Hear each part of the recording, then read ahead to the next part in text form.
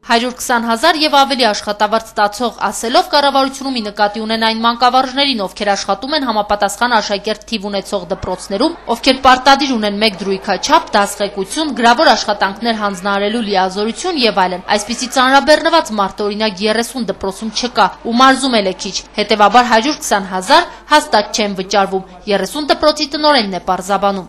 Եթե մենք ունենանք ուսուցիչ, որի ունի 22 ժամ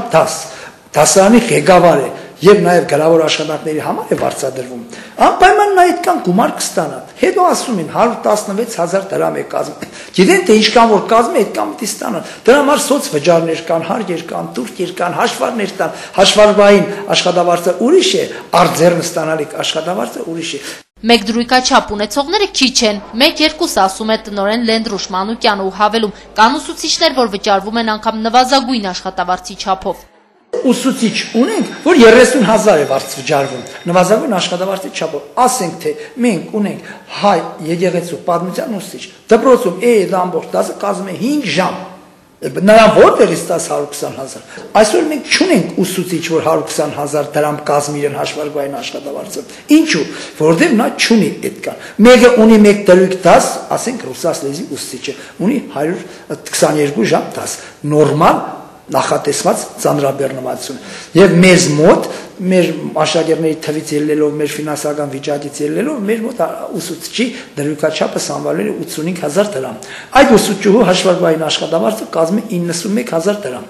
Վճարման հարցում կարևոր է աշակերտների թիվը, դրան ուղիղ համեմատականով է ձևավորվում է դպրոցի բյուջեն, հաշվի առնված անգամ դասարանների խտությունը, որ շատ դասարաններ չբացենք, հայտարարում է 29-րդ դպրոցի տնօրենն ու ենթադրում 120,000 ասածը գոյություն չունի մեր եւ շատ դպրոցներում։ Ուրեմն այդ հայտարարությունը, որ եղել է ուսուցիչը վճարվում է 120,000 դրամ եւ ավելի, վերաբերում է նրան, որ եթե դպրոցը ունի այդ հնարավորությունը եւ աշակերտ թվով այնքան է ֆինանսավորվել, բավարար թվով աշակերտներ ունի եւ ուսուցիչները բավարարված են դրույքներով, այդ չափը կարող է ապահովել։ Հնարավոր սահմանն է դրույքով պարապող ուսուցչի աշխատավարձի չափն է։ Մենք դպրոցում ունենք 1-2 ուսուցիչ որ ունեն լրիվ դրույքով են վարձատրվում եւ ունեն դասղեկություն, մեր դպրոցի հնարավորությունները թույլ չեն տվել, որ մենք 110,000 դրամ դրույքաժամը լինի, բայց մաքսիմալ հնարավորին չափով կարողացել ենք ապահովել 96-97,000 դրամ դրույք կարող ենք ապահովել 11%-ի նոր բարձրացումներին անդրադառնալով Գայանե Բիչախչյանը ասում է, որ իրական բարձրացում համարել դժվար է, հարց է որքանով է շատ գումար մտնելու դպրոցի բյուջե, իրական բարձրացում կարելի է ապահովել այլ եղանակով։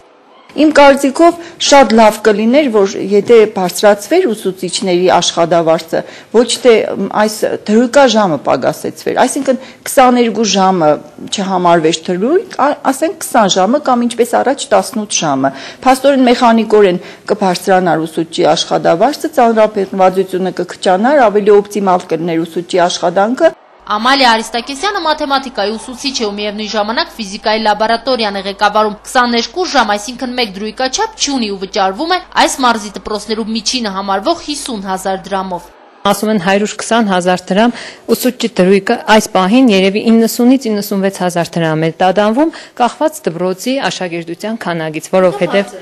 դա եթե ունի 1 դրույք դասաժամ, բայց որևէ ուսուցիչ 1 դրույք այս պայմաններում դասաժամ չունի։ Կոնկրետ իմ աշխատավարձը 50,000 դրամ է, որովհետև ես լաբորանտ եմ եւ ունեմ 8 ժամ մաթեմատիկայի ժամեր, հետեւաբար իմ աշխատավարձը 50,000 դրամ է։ Այն դեպքում, երբ ուսուցիչը մտավորական է համարվում, այլ գործունեությամբ զբաղվել արգելվում է նրան, նոր փոփոխություններով էլ 7-8 ժամ է մնալու դպրոցում, այս վճարումը քիչ է եւ ոչ գոհացնող, ասում է ուսուցչուհին։ Ուսուցիչը չի կարող տվյալ պահին եւ ուսուցիչ լինել եւ վաճառող։ Հեղինակության հարց է։ Աշակերտը չի հարկի տվյալ ուսուցչին, եթե ինքը տվյալ դասին դասավանդում է իրեն, հետո էլ կանգնած է շուկայում ու ինչ որ մի բան է վաճառում։ Հետևաբար շատ ավելի լավ կլինի, եթե այսօր կառավարությունը կամ դրույքաչափերը իջեցնի, որբիսի ուսուցիչը ունենա նորմալ դրույքով ժամանակով ժամեր եւ աշխատավարձը ճիշտ է խոսում են բարձրացնելու համար, բայց ես մի փոքր կասկածանքով կմոտենայի, որովհետեւ մեզ միշտ ասում են կբարձրացնենք, այդ բարձրացումը կլինի 5,000 դրամ, այդ 5,000 դրամի փոխարեն ամեն ինչը կրկնակի անգամ թանկացնում են, մինչև բարձրացումը արդեն թանկացումը լինում է։ Կրիստինա Մկրտչյան, Համբարձում Պապոյան, Գալանյուս։